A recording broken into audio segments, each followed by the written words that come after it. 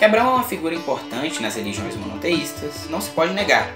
Ele ocupa um grande papel nas religiões judaica, islâmica e cristã. Porém, o que se pode dizer pelo lado histórico? Temos provas o suficiente para crer que Abraão existiu mesmo? E que a sua história não foi inventada posteriormente? O principal negador da existência histórica de Abraão, dentro da academia moderna, foi Thomas L. Thompson, teólogo dinamarquês. Em seu livro de 1974, The Historicity of Patriarchal Narratives, ele argumentou que Abraão e outros patriarcas não eram figuras históricas, mas construções literárias e teológicas criadas muito tempo depois dos eventos descritos. Podemos concluir que as narrativas patriarcais não podem mais ser consideradas relatos históricos confiáveis do segundo milênio a.C. Elas são, antes, uma expressão teológica e literária de um período muito posterior. A maioria dos estudiosos e arqueólogos do Antigo Oriente Próximo são altamente céticos quanto à existência histórica de Abraão. Escrevendo em 1980, D.J. Wiseman e A.R. Millard escreveram: Hoje, há um interesse renovado na história e nas tradições do período patriarcal. Publicações recentes têm procurado, entre outras coisas, mostrar que os patriarcas bíblicos foram a criação literária, até mesmo ficcional, do primeiro milênio a.C., produzida para fornecer à nação de Israel, que só então ganhou destaque, pais fundadores. Seria Abraão uma criação ficcionária e não personagem histórico? Se ele foi um mito criado posteriormente, toda fé cristã se faz mentira também. Neste vídeo, teremos a primeira parte da nossa pesquisa sobre a historicidade do relato de Abraão, focando no início de sua jornada. Para uma compreensão mais teológica da vida dele, recomendamos a nossa série Os Patriarcas, onde analisamos teologicamente o texto bíblico. Vale ressaltar que grande parte desse vídeo foi baseado no artigo Abraham's Day, Archaeological and Historical Evidence of the Father of Faith, de Ted Reich. O link estará na descrição.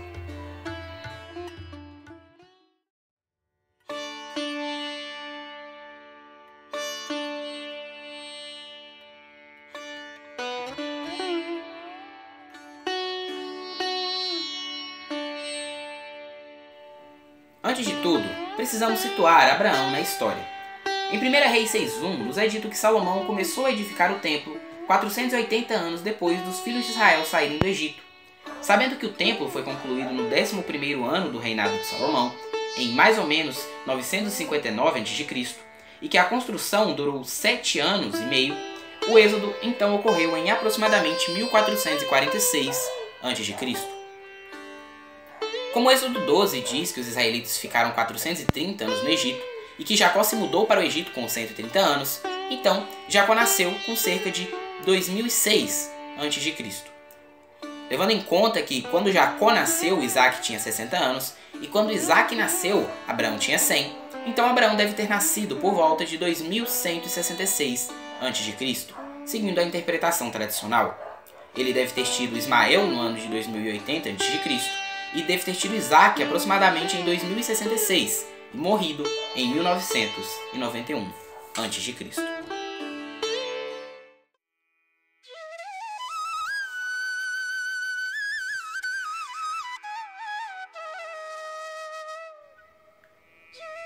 Sabemos que Abraão nasceu na cidade de Ur, na região da Mesopotâmia.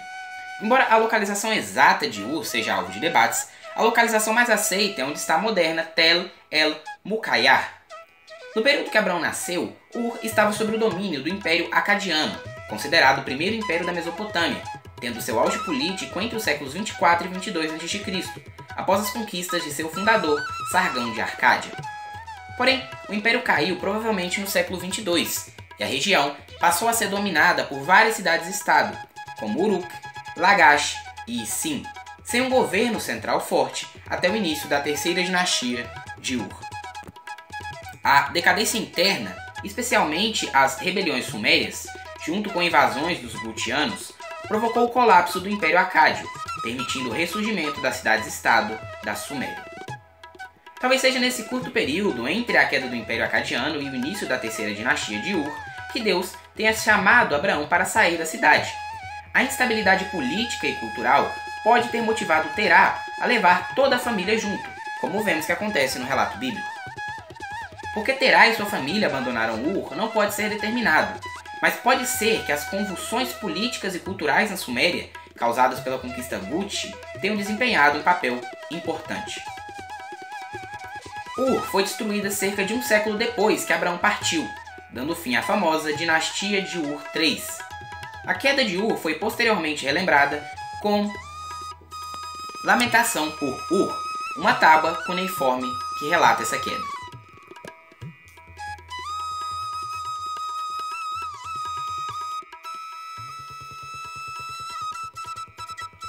A família de Abraão deixou Ur e foi habitar em Harã, também na Mesopotâmia. Ali, após a morte do seu pai Terá, Abraão se mudará finalmente para Canaã, em aproximadamente 2091 a.C. Hoje, Harã é identificado com Arran, uma vila na Turquia. Arran foi fundada em algum momento entre os séculos 25 e 20 a.C., possivelmente como uma colônia mercante por comerciantes sumérios de Ur. Ao longo de sua história inicial, Arran rapidamente se tornou um importante centro cultural, comercial e religioso da Mesopotâmia. Abraão, muito provavelmente, tornou-se familiarizado com os dialetos regionais amorreu-semíticos falados lá e absorveu o estilo de vida mais seminômade, tipo com o qual ele se tornaria mais familiarizado em Canaã.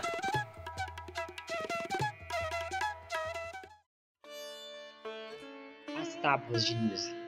Em 1925 foi descoberta a antiga cidade de Nuzi, que foi habitada pelo povo Hita, de cerca de 1900 a 1300 anos antes de Cristo. Em meio aos restos mortais de Nuzi, os arqueólogos desenterraram milhares de tábuas de argilas, conhecidas como Tábuas de Nuzi. Elas mostram notáveis paralelos entre os costumes antigos e aqueles descritos pelo relato de Gênesis sobre os patriarcas. Como, por exemplo, vemos nas tábuas de Nuzi a prática de casais sem filhos adotarem um filho para ser seu herdeiro, o que ressoa com a história de Abraão, que considerou por um tempo que seu servo Eliezer seria o herdeiro de seus bens. Encontramos também a prática de uma esposa estéril fornecer uma concubina ao marido para gerar descendência, paralelo com Sara oferecer a concubina Agar para gerar um filho por ela. Além disso, a conduta de transações comerciais no portão da cidade, como vemos na história da compra do campo de Macpela, ressoa com as práticas registradas nas tábuas de Nuzi. Os textos de Nuzi revelam que entre os hurritas, os laços matrimoniais eram profundamente solenes, como uma nova noiva assumindo o status de irmã e de esposa, termos que poderiam ser usados indistintamente em documentos legais, o que lançam luz sobre o costume que vemos Abraão e Isaac apresentando suas esposas como irmãs. As tábuas também detalham a venda dos direitos de primogenitura, ecoando com a história de Jacó e Esaú. E por fim, a posse de deuses familiares transmitia direitos de propriedade ou herança, semelhante à posse de um título de propriedade. Talvez por isso que antes de partir para Canaã, Raquel roubou os ídolos de seu pai, Labão. Além disso, os nomes encontrados na história de Abraão são encontrados de forma parecida nas tábuas de Nuzi, o que indica que eram nomes utilizados na época, como Terur, nome semelhante com Terá, pai de Abraão, Nahar, parecido com Naor, e Labanu, semelhante ao de Labão, irmão de Rebeca. Os arquivos de Eblá. Foram descobertos mais de 17 mil tábuas de argila durante as escavações de Eblá, uma antiga cidade localizada no norte da Síria. As tabuetas foram datadas de 2350 a 2250 anos antes de Cristo. Elas contêm nomes semíticos semelhantes com nomes bíblicos, mostrando que os nomes tinham raízes históricas na região. Abrahamo, parecido com Abraão, Ismaílo com Ismael, Israel com Israel, Esaú com Esaú e Cananaum, possível referência a Canaã. Também são mencionadas cidades da história de Abraão, como Damasco, Salim, que pode ser a cidade onde Melquisedeque nasceu ou viveu, e Urussalima, que é possivelmente a referência mais antiga que nós temos de Jerusalém. Também vemos o nome das 5 cidades destruídas por Deus, as mais conhecidas, Sodoma e Gomorra, e as 3, Admá, Zeboim e Zoar. Temos, portanto, uma referência às cidades do Gênesis antes mesmo de Abraão ter nascido. Em cerca de 2.300 anos antes de Cristo, descobrimos que essas cidades eram visitadas regularmente, estando na rota da rodovia do rei que descia de Damasco. As tábuas de Mari. Ainda na região da Mesopotâmia, Mari poderia estar na rota de Abraão até Canaã. Os tabletes de Mari também incluem nomes parecidos com os dos Gênesis, como Abraham, Ilquebel e Ismael, além de mencionar as cidades de Arã e Naor. O debate sobre esses registros continua, embora não seja uma comprovação direta da existência de Abraão e dos patriarcas. Eles mostram que a história tem bases históricas e que não foi inventada ou foi um mito inventado posteriormente por fanáticos religiosos. Se fossem apenas histórias inventadas após o exílio babilônico, elas não teriam tanta precisão ao descrever nomes e costumes que eram especificamente daquela época.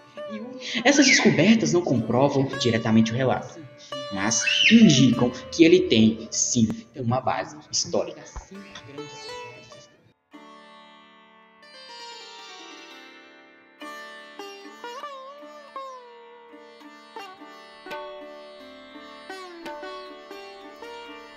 Abraão deve ter ido ao Egito entre os anos de 2091 e 2080 a.C., o período entre a sua partida a Canaã e o nascimento de seu primeiro filho Ismael.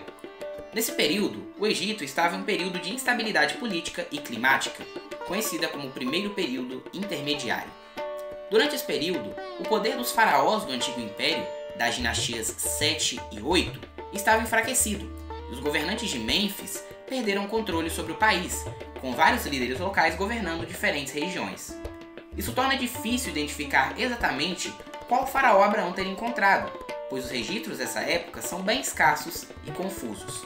Além de que, alguns egiptólogos acreditam que a dinastia 7 pode ter sido fictícia, criada para preencher uma lacuna nos registros egípcios. Então, o faraó que Abraão encontrou era simplesmente um governante fraco e instável em Mênfis. Isso explicaria o porquê ele facilmente aceitou a Sara e deu riquezas para Abraão, e não demonstrou grande resistência quando mesmo descobriu a mentira do patriarca. O nome de Abraão não aparece na história do Egito, porém nomes parecidos com o de Abraão são encontrados. Algumas inscrições proto-sinaíticas da caverna de Serabit el-Kadim, no Sinai, contêm um nome transliterado como Abram, que se assemelha com o nome original de Abraão, que era Abrão. Já na tumba de Imhotep II, em Beni Hassan, de cerca de 1900 a.C., durante o reinado de Sesostris II, contém uma pintura mostrando um grupo de 37 estrangeiros semitas entrando no Egito. Eles usam túnicas coloridas e carregam arcos, lanças e mercadorias. Um líder chamado Ibshá é mencionado, o que registra os semitas no Egito. Existe a possibilidade desse Ibshá ser uma referência a Abraão, pois o nome significa pai exaltado, e o nome de Abraão também significa pai exaltado. Porém, afirmar que é uma referência direta a Abraão é uma coisa incerta. Nós também temos um debate sobre a existência dos camelos no período dos patriarcas do modo que a Bíblia diz, pois sabemos que tanto no Egito como na Mesopotâmia, os camelos já eram domesticados há bastante tempo. Por outro lado, assim, em Canaã eles também eram domesticados, mesmo que em pequena escala. Para uma explicação mais detalhada e aprofundada, recomendamos o nosso vídeo tratando especificamente da questão dos camelos na Bíblia. Desde os tempos de Ur até a breve jornada ao Egito, seguimos a trajetória de Abraão. Na parte 2 do vídeo, veremos a sua estadia em Canaã e os grandes eventos que o marcaram.